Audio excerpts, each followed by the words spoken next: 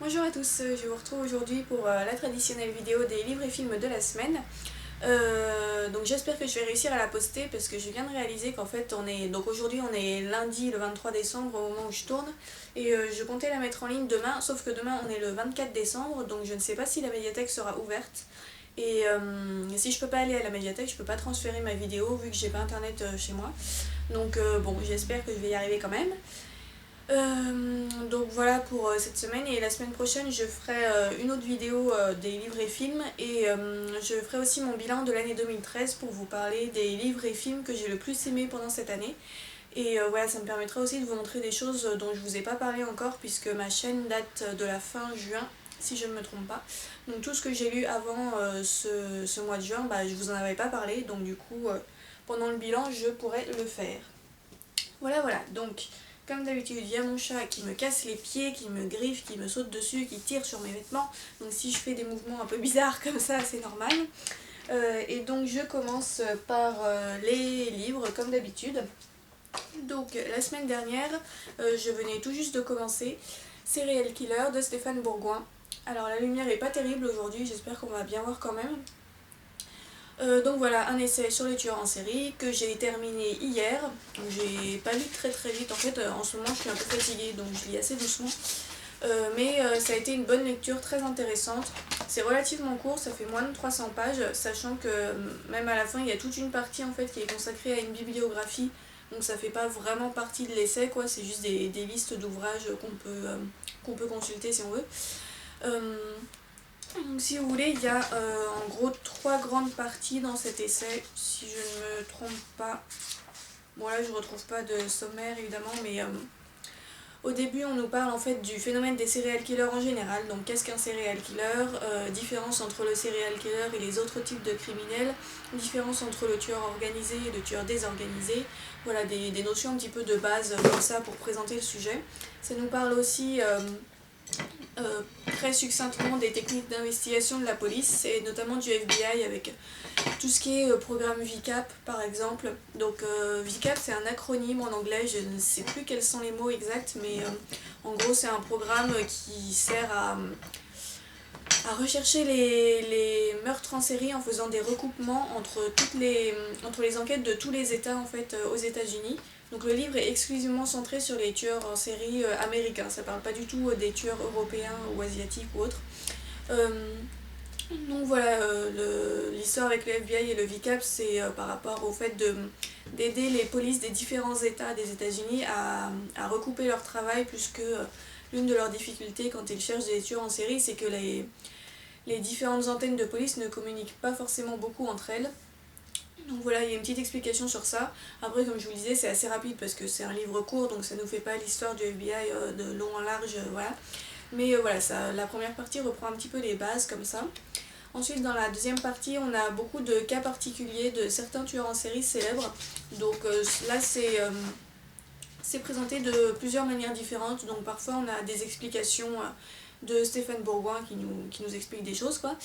Parfois, on a des extraits d'entretiens, interviews avec des serial killers, des extraits de lettres aussi écrites par des serial killers à leur famille ou à la presse ou à des choses comme ça. Et puis je crois qu'on a aussi des témoignages de membres des forces de l'ordre qui nous donnent leur avis sur les criminels qu'ils ont pu côtoyer. Je sais plus quelle partie et dans quelle autre partie, voilà, en fait la construction du livre m'a semblé un petit peu étrange parfois, un petit peu pas confuse mais un petit peu fouillie. Enfin je voyais pas trop la logique de la chose.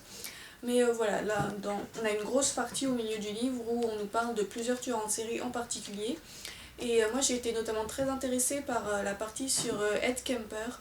Donc je crois que c'est Edmund Emil Kemper, il me semble. J'ai du mal à retenir les noms, les prénoms, les dates et les lieux. Ça c'est un truc classique chez moi. Donc voilà, dans cette partie-là, donc on nous parle de ce tueur en série américain assez célèbre. Et ce qui m'a beaucoup plu, c'est qu'on a des extraits d'un... Alors je sais pas trop si c'est un entretien ou une interview qu'il a eu avec Stéphane Bourgoin ou même quelqu'un d'autre, hein, mais on a des extraits de mots qu'il a lui-même dit, quoi, où il explique lui-même quelles sont ses motivations, ses fantasmes, pourquoi est-ce qu'il fait ça, d'où enfin quelles sont l'origine de ses pulsions, donc il nous parle pas mal de son enfance, etc. Et voilà, j'ai trouvé ça très intéressant parce que ce qui m'intéresse le plus, on va dire, dans ce genre d'essai, c'est d'avoir le point de vue des tueurs en série eux-mêmes. Et là, en l'occurrence, Ed Kemper, c'est une personne très intelligente qui a une grande capacité d'auto-analyse et qui du coup peut vraiment nous expliquer précisément son cheminement de pensée et ses actes, quoi. Donc ça m'a vraiment beaucoup intéressée. Et puis les autres témoignages aussi dans l'ensemble. Alors il y en a un qui est franchement glauque, qui parle, alors je crois que c'est Albert Fish, son nom, Albert Fish, où là c'était j'allais dire un vieillard, bon je sais plus quel âge il a, bon, un homme assez vieux qui était sadomasochiste et sadique et qui s'en prenait à des enfants notamment.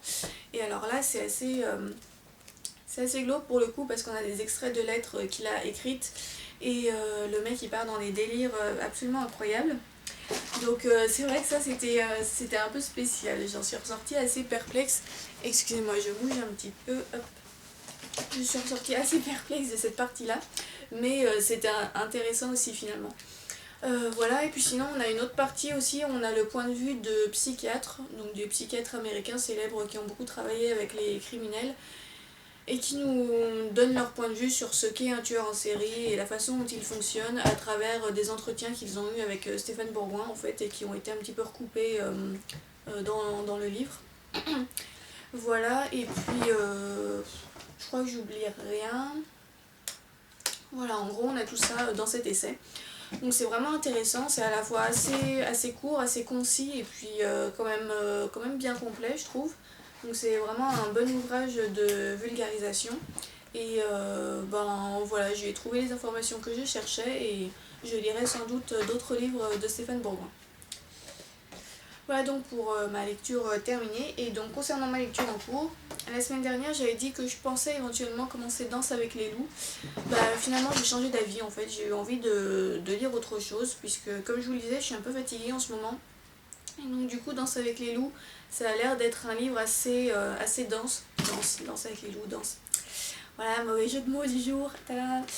Oui voilà, ça avait l'air d'être un livre assez dense même s'il a l'air vraiment bien et je me suis dit que j'allais peut-être pas réussir à bien me concentrer dessus en étant fatiguée, donc j'ai eu envie de lire quelque chose d'un peu plus léger, d'un peu plus facile on va dire. Et donc j'ai eu envie de faire une relecture en fait d'un livre qui n'était pas dans ma palle à la base puisque je l'avais déjà lu, mais j'ai eu très très envie de le relire d'un seul coup comme ça fait un moment que j'y songeais, mais là ça m'a vraiment pris comme ça. Donc du coup j'ai sorti Black Beauty de Anna Sewell. Donc j'ai dans une édition Folio Junior, un peu ancienne maintenant, elle date de 97 je crois, et elle est un petit peu usée, je sais pas si on voit très bien là, mais voilà. Donc ça c'est un livre que j'ai lu quand j'étais enfant, j'avais 10 ans je crois quand je l'ai lu, et c'est une histoire qui a énormément marqué mon enfance en fait, puisque si vous voulez, avant d'avoir le livre, ma mère m'avait acheté la cassette audio de cette histoire en fait, donc c'était un peu un livre audio sous forme de cassette quoi. Vous en avez peut-être eu d'ailleurs quand vous étiez petit. C'est des petites cassettes de couleur qu'on mettait dans une radio ou un Walkman, ouais, je sais plus si les Walkman c'est pour les CD ou pour les cassettes, bon, c'était déjà une autre époque hein. Donc voilà, j'avais eu la cassette audio de ce livre, donc je sais plus quel âge j'avais quand je l'écoutais, je devais avoir peut-être 7 ou 8 ans. Et je l'écoutais tout le temps, c'était vraiment mon histoire préférée que je me mettais le soir ou même pendant la journée, j'adorais l'écouter tout le temps. Et donc du coup, à l'âge de 10 ans, ma mère m'avait acheté le roman que j'avais lu et que j'avais adoré encore une fois. Donc voilà, c'est vraiment un livre, je sais pas si c'est le livre préféré de mon enfance parce qu'il y en a plusieurs que j'ai beaucoup aimé à cette époque-là, mais voilà, c'est vraiment un livre qui m'est resté en mémoire très puissamment, on va dire. Donc je l'avais gardé dans ma bibliothèque et voilà, j'ai eu très envie de le ressortir là, de le relire. Donc je l'ai commencé hier soir, j'en suis page 70. Ça se lit très vite, très rapidement et je trouve que c'est vraiment un excellent livre en fait pour la jeunesse aussi bien que pour les adultes, puisque je le relis aujourd'hui avec le même plaisir que quand j'avais 10 ans. Et c'est un livre c'est une histoire assez ancienne puisque je crois que l'auteur l'a écrite en 1870. Enfin là, en fait, ils nous disent Anna Sewell mourut peu après l'apparition de son ouvrage en 1871. Donc, du coup je sais pas en quelle année exactement elle l'a écrit, mais voilà, ça date des années 1800, donc on peut carrément dire que c'est un classique, je pense. Et effectivement, quand on le lit, on voit que le vocabulaire est celui d'un roman un peu classique. C'est assez différent de ce qu'on peut trouver dans la littérature jeunesse aujourd'hui, mais ça reste très facile à lire, très abordable, y compris pour un enfant. Je me souviens d'ailleurs que j'ai appris plusieurs mots de vocabulaire quand j'étais petite dans ce livre, et notamment le terme affecté, être très affecté par quelque chose. C'est là-dedans que j'ai appris cette expression en fait, et ça m'est resté, je sais pas pourquoi. Et donc, ouais, du coup, c'est vraiment très très agréable à lire parce qu'il y a une belle recherche de vocabulaire, c'est bien écrit quoi. C'est c'est classé en jeunesse, mais finalement ça se lit bien à l'âge adulte aussi, je trouve. Et donc en fait, ça parle de chevaux, comme on peut s'en douter avec la couverture. Et donc c'est l'histoire d'un cheval qui s'appelle Black Beauty et qui nous raconte sa vie en fait. Donc on est de son point de vue à lui. Et il nous raconte sa vie en Angleterre en fait, à l'époque, je sais plus si c'est l'époque victorienne ou quoi, je suis absolument nulle en histoire. Ouais, dans l'Angleterre victorienne, voilà, c'est ça. Donc il nous raconte un petit peu voilà, la condition des chevaux à cette époque-là à travers son histoire. Et ouais, comme moi j'aime bien les animaux, bah forcément voilà, j'aime bien les chevaux aussi tout particulièrement. Et ouais, c'est vraiment très sympa. C'est assez triste à certains moments. Je me rappelle qu'il y a des passages qui sont assez dramatiques. Mais c'est vraiment une très belle histoire. Et je pense que je vais reprendre encore beaucoup de plaisir à la lire. Et c'est assez étonnant parce que je m'en souviens très très bien, alors que ça fait plus de 10 ans que je l'ai lu quand même. Et il y a des phrases que je reconnais les avoir déjà lues, je pourrais presque les réciter finalement. Et donc du coup, je pense que c'est la preuve que ce livre m'a vraiment beaucoup marqué.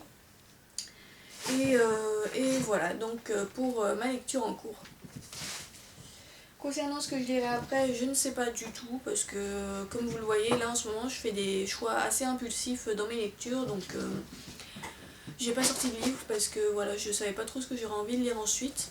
Je vais essayer de retourner vers ma palle pour quand même la faire descendre un petit peu et pas faire uniquement des relectures, même si c'est sympa de temps en temps de replonger un petit peu dans son enfance.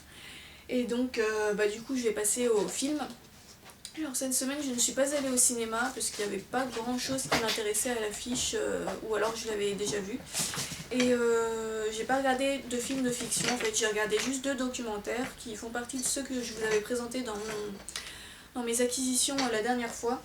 Donc c'est des National Geographic. Donc le premier c'est celui-ci, Okavango, Paradis sauvage, donc un documentaire assez classique sur l'Afrique.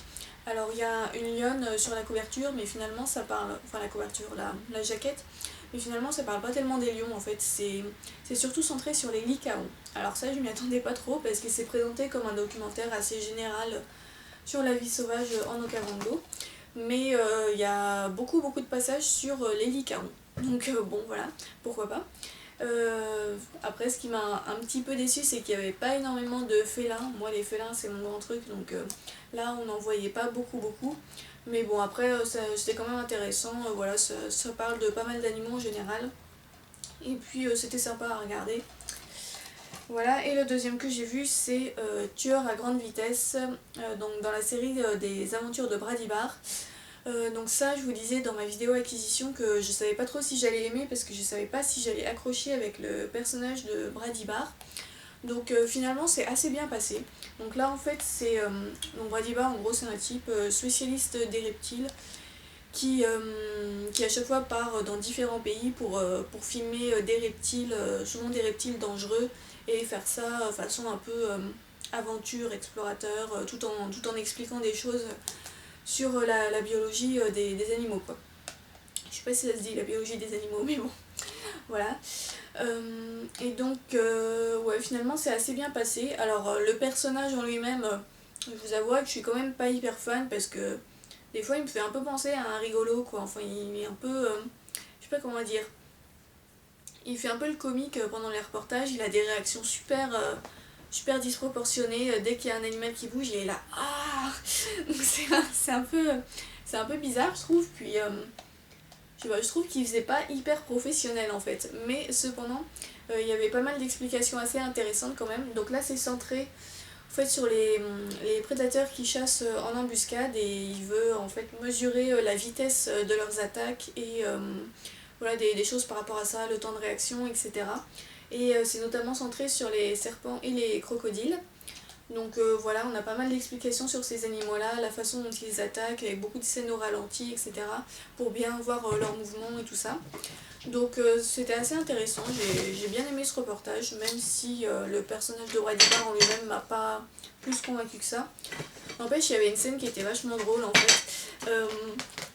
C'est que à un moment en fait on voit Brady Barr qui nous explique que les serpents peuvent attaquer très vite, et la preuve c'est que lui-même il s'est fait mordre un jour lors du tournage de l'un de ses reportages, et on voit les images en fait, et donc c'est assez drôle parce qu'on le voit, donc il est devant la caméra, il y a un boa constricteur devant, et donc il est en train de parler genre bonjour, je m'appelle Brady Barr et je parcours le monde, et là le serpent lui saute à la figure, et c'était juste ridicule quoi. Et ce qui est bien c'est qu'il le prend lui-même avec humour en fait, voilà, même si des fois il fait un peu le rigolo de service, il a quand même une capacité d'autodérision, il se prend pas trop au sérieux. Donc du coup ça le rend quand même assez sympathique, et cette scène là elle était assez marrante pour le coup. Donc voilà pour ce documentaire. Donc bah c'est tout pour moi cette semaine, donc c'était pas très fourni, mais bon voilà, après tout ce n'est pas très grave. Et puis bah du coup j'espère que je vais réussir à mettre cette vidéo en ligne, et je vous retrouve la semaine prochaine. En attendant, je vous souhaite un joyeux Noël, des bonnes fêtes, bon réveillon, tout ce que vous voulez. Et puis bah, j'espère que vous aurez des beaux cadeaux, et n'hésitez pas à les montrer dans vos vidéos si ce sont des livres ou des DVD ou autre chose comme vous voulez. J'aime bien regarder les vidéos de cadeaux de Noël ou autres souvent.